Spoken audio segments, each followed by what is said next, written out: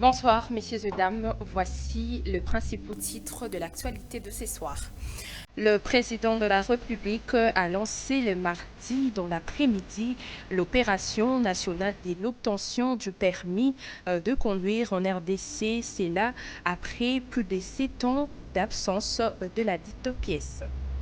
Et la ville de Kinshasa reste confrontée par la dégradation des routes. D'autres communes risquent de se désenclaver. C'est le cas de la commune de Lemba où presque des routes principales sont dans un état de délabrement très avancé. À suivre dans les développements.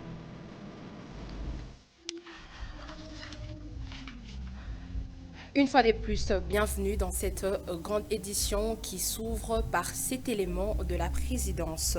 Le président de la République, Félix Tshisekedi, a officiellement lancé une vaste opération nationale visant à simplifier et accélérer l'obtention du permis de conduire en RDC, 7 ans après l'absence de la dite pièce, initiative louée par la population et présentée comme un tournant pour des milliers de citoyens, notamment les jeunes confrontés à des délais et coûts jugés excessifs. Médard et Longuet nous en parlent.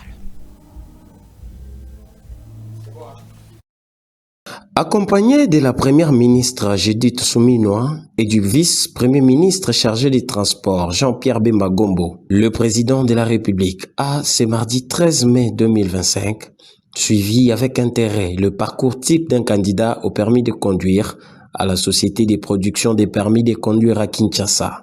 De l'identification du véhicule au paiement des frais, passant par les épreuves théoriques et pratiques, chaque étape a été minutieusement détaillée par les responsables du SCPC. Le processus d'obtention repose sur 2 volets clés, un test théorique informatisé et un examen pratique réalisé sur un stimulateur de conduite.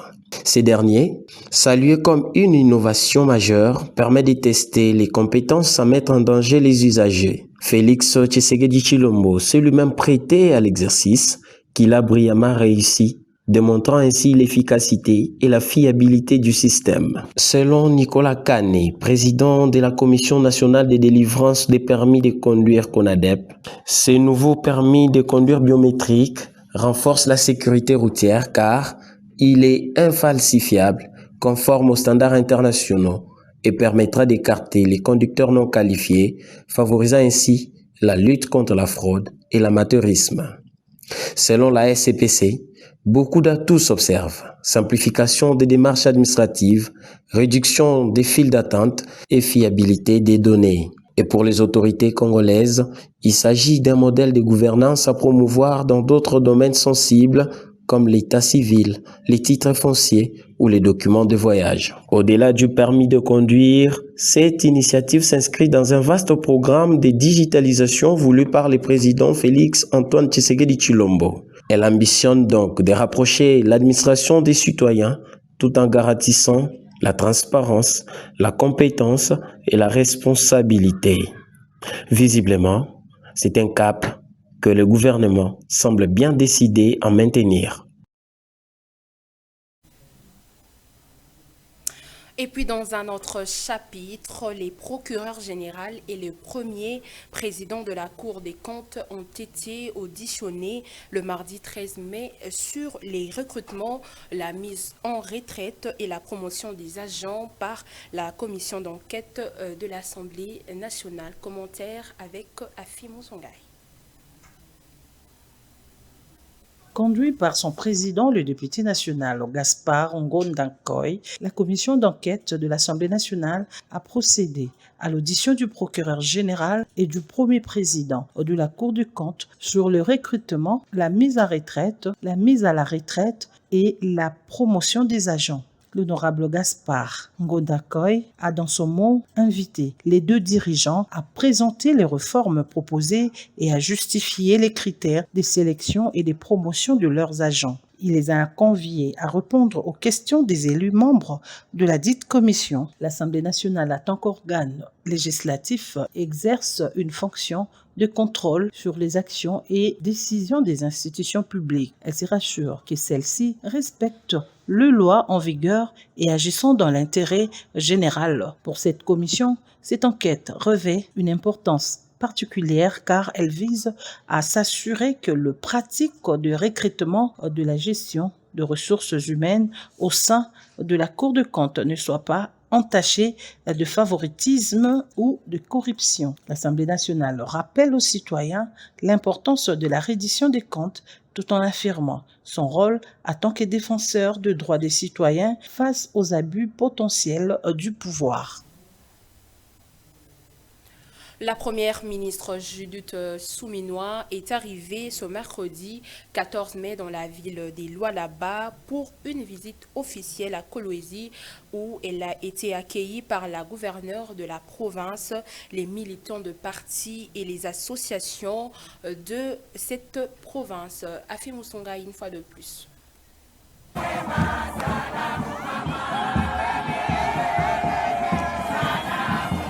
Une foule en liesse composée de militants de partis politiques, d'associations locales, d'élèves, de groupes de femmes et d'artistes traditionnels a accueilli la Première ministre avec des chants, danses et banderoles à son effigie, témoignant l'attente qu'elle suscite une première fois une femme à la tête du gouvernement congolais. Dans cette province stratégique, Judith Suminwa va entamer son séjour par une réunion à huis clos avec l'autorité provinciale pour aborder les priorités politiques, économiques et sécuritaires de la province. Dans son agenda, une réunion de conseil de sécurité est également inscrite. Elle intervient dans le contexte où les enjeux liés à l'exploitation minière, à la gouvernance locale et à la stabilité de cette région riche en ressources stratégiques suscitent une attention particulière. Judith Suminwa participera aussi à la cérémonie d'ouverture du Katanga Business Meeting, un forum économique de haut niveau rassemblant des investisseurs, opérateurs économiques et autorités pour discuter du développement industriel et minier dans l'ex-Grand Katanga. Il faut dire que la première visite officielle de la chef du gouvernement revêt une portée symbolique et stratégique alors que son gouvernement attend relancer la dynamique du développement dans les provinces minières du pays. Restons toujours dans la province des Lualaba où il y a eu dotation d'un balisage des lumineux solaires sur les pistes d'atterrissage. L'aéroport des Kolwezi s'est métamorphose par la performance entreprise par la gouverneure Fifi Masuka sur la vision du président de la République Félix Tshisekedi. Agnès César.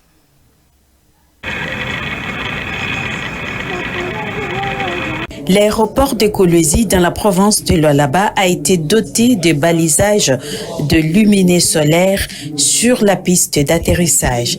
Cette performance première en République démocratique du Congo est le résultat du travail entrepris par la gouverneure de cette province, Fifi Masuka. Par la gouverneure de cette province, Fifi Masuka, sur la vision du président de la République, Félix Antoine Tshisekedi. Les premiers essais ont été lancé par la commandante de la régie des voies aériennes RVA sur l'ancienne piste d'atterrissage de plus ou moins 2500 mètres. C'est là afin de permettre aux avions d'atterrir même tard dans la nuit. Tous les aéroports utilisent les balisages électriques. C'est Kolwezi qui vient de commencer avec les balisages solaires. Et nous encourageons et nous félicitons l'héros dans l'ombre qui est notre maman. La province de Lualaba est en train de se transformer grâce à la bonne politique de gestion de sa gouverneure, Fifi Masuka.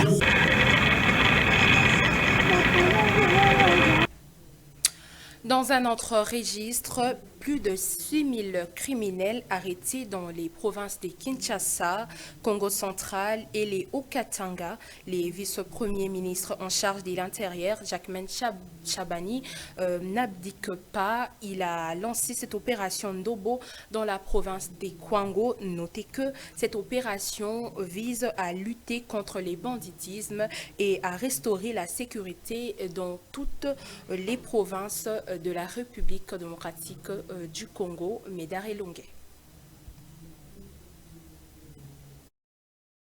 Déterminé à redonner au peuple congolais la sécurité, comme c'est la vision du chef de l'État, Félix Antoine Tshisekedi Tshilombo, le vice-premier ministre, ministre de l'Intérieur et Sécurité, maître Jacquemain Chabani Lunko, a lancé ce 13 mai à Kenge, dans la province du Kwango, l'opération Ndobo après les étapes de la province de Kinshasa, du Congo central et du Haut-Katanga.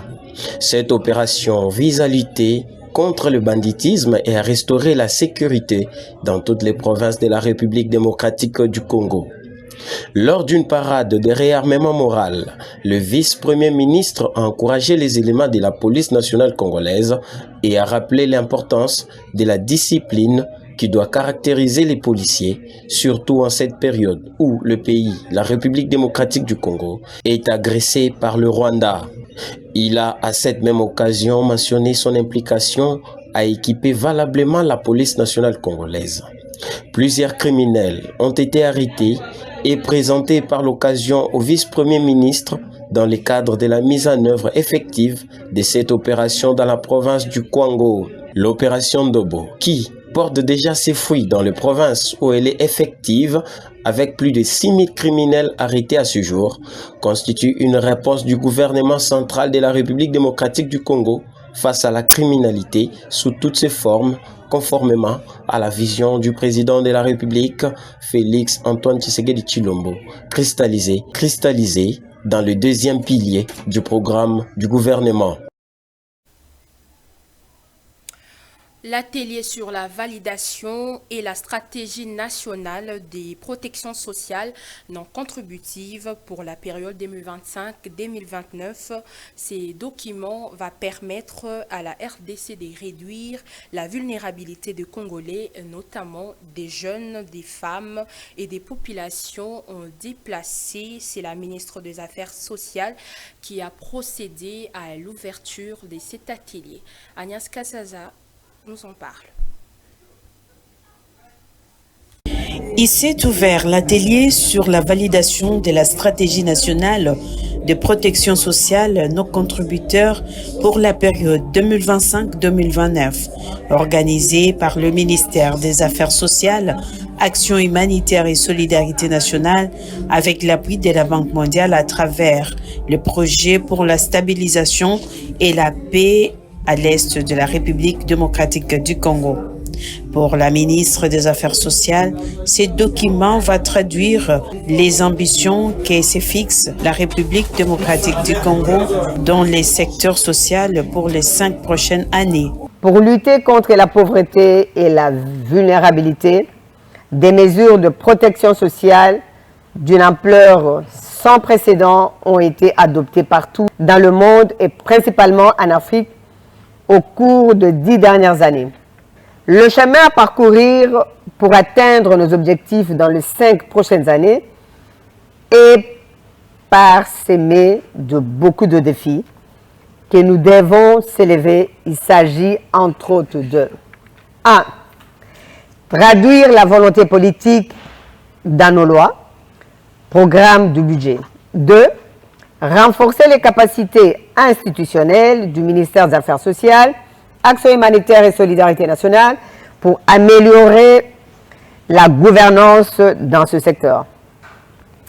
Il s'agira d'intensifier nos efforts pour améliorer qualitativement le pilotage, la coordination et le suivi, évaluation des programmes et de protection sociale non contributive. De son côté, les directeurs des opérations de la Banque mondiale en République démocratique du Congo, représenté par Ali Sanon, cet atelier représente une étape clé dans dans la construction d'un système de protection sociale. Dans ces contextes, le renforcement du système de protection sociale est fondamental pour garantir la résilience des populations et la réduction durable de la pauvreté. Le ministre en charge du développement rural, Moïndo Nzangi, poursuit sa visite de travail dans la province plutôt du Haut-Katanga.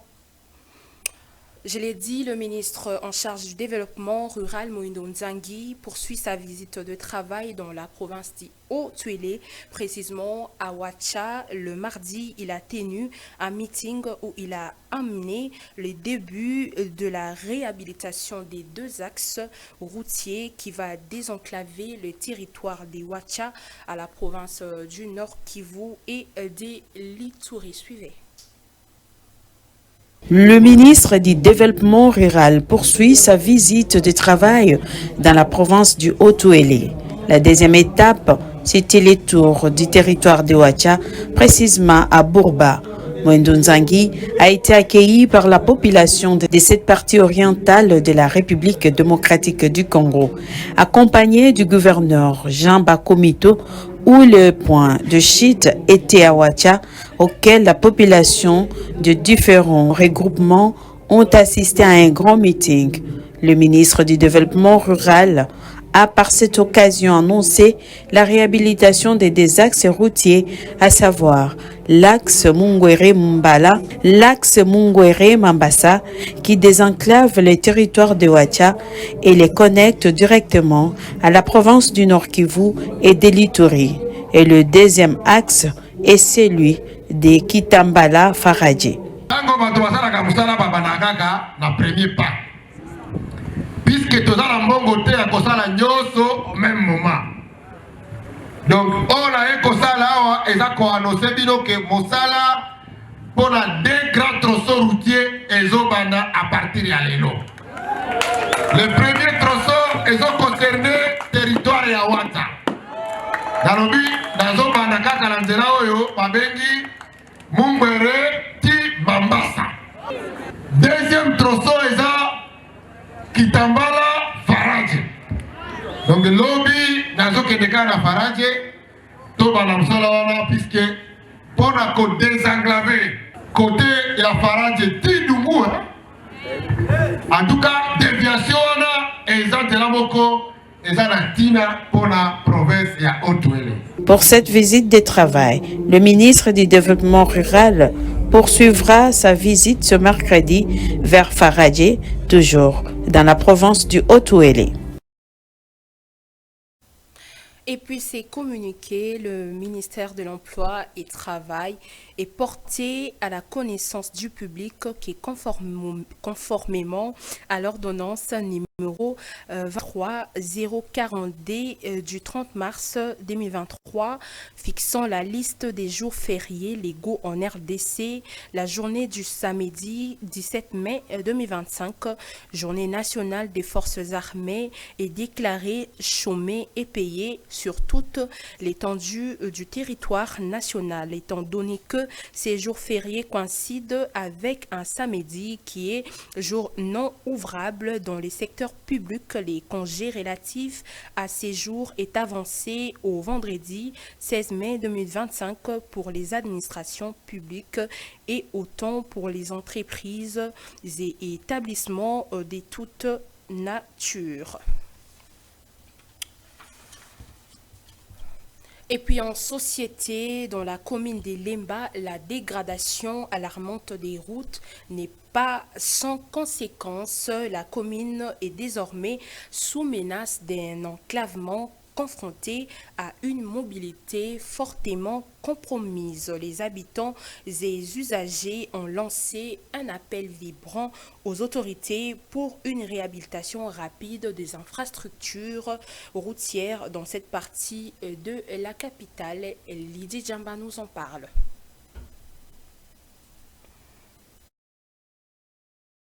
Le route de la commune de Lemba, notamment l'entrée de la première porte de la foire internationale de Kinshasa, en passant par l'école Mokengeli, Super Lemba, continuant jusqu'à Lemba Terminus et l'avenue Bypass sont actuellement endommagées par des crevasses. Ces altères sont devenues si fréquentes à plusieurs endroits qu'elles rendent ces routes impraticables pour de nombreux usagers.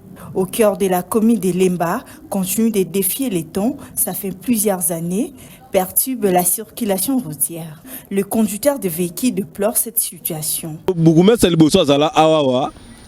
Asile sa station haute et ami balé les sous aïe même toi notamment la rabine mo mo moi on les que ça tête mi tout que ça ba vraiment to lembi si un moyen ba c'est la besoin de la ko ba na entrée terminus qui super lemba na direction ko mo ko nzila malunga ça tête.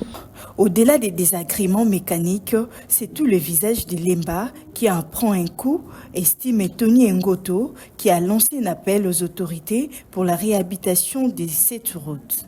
Banana termisi na bypass nzeleza ya kukufa pene ya kukufa mituka bato zo ba choc awa bato zo ba problème awa likolo awa bon c'est ma place à Mukebu et ça sonne mingi. Que ce soit le conducteur de bus et ceux de taxi-moto, la difficulté est énorme pour circuler ces tronçons. Un jeune motocycliste a tiré la sonnette d'alarme face à la dégradation avancée de l'avenue de l'université. Moutiage est venu en soba, tu vois que misala transfert comme 2000, 2500 pour quand y a là haut. Pour que la solution ba konza mboka bota la haut, ezoleka awa. Ce qui est sengani bo sala, pour que la solution pour nanzela haut vraiment. Malgré la situation actuelle de plusieurs axes routiers abîmés, aucune action concrète n'a encore été entreprise pour améliorer la situation. Les résidents et usagers demandent une intervention rapide du gouvernement pour remettre les différentes routes en état. Prenons cette brève pour finir. Place au play-off ce mercredi 14 mai 2025 à Kinshasa et Lubumbashi du championnat national des football congolais de la Ligue 1. 5 affiches étaient au rendez-vous. Les stades de Martyrs, véritable temple du football. L'AS Vita Club s'est imposé en roi en battant l'AS Simba des Kolwezi sur le score des 3-0 et toujours au même stade. L'AF Angervert et Sa Majesté Sangabalende ont fait jeu égal des 2 buts partout. Les Aigles du Congo volent plus haut en battant l'AS Maniema Union sur les plus petits de score 1-0 et Maniema à son tour vient de commettre sa 2e défaite au stade de Tata Raphaël. FC Saint-Éloi Lupopo a battu l'AS Ranger sur la note des 2-0 et au stade tout-puissant Mazembe à Lubumbashi, CS Don Bosco a eu raison face à FC Tanganyika 5-2. Les Aigles du Congo reprend la tête du classement avec 15 points, suivi des Don Bosco avec 15 points aussi.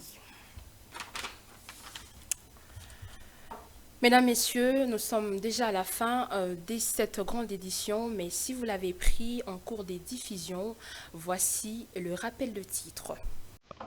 Le président de la République a lancé le mardi dans l'après-midi l'opération nationale de l'obtention du permis de conduire en RDC. C'est là après plus de 7 ans d'absence de la dite pièce. C'était question aussi de la ville de Kinshasa qui est restée confrontée par la dégradation des routes d'autres communes au risque de se désenglaver. C'était le cas de la commune d'Elemba où presque des routes principales sont dans un état de délabrement très avancé. Nous sommes à la fin de cette grande édition. Merci de nous avoir suivis et restez branchés sur la RTVL. Bonsoir.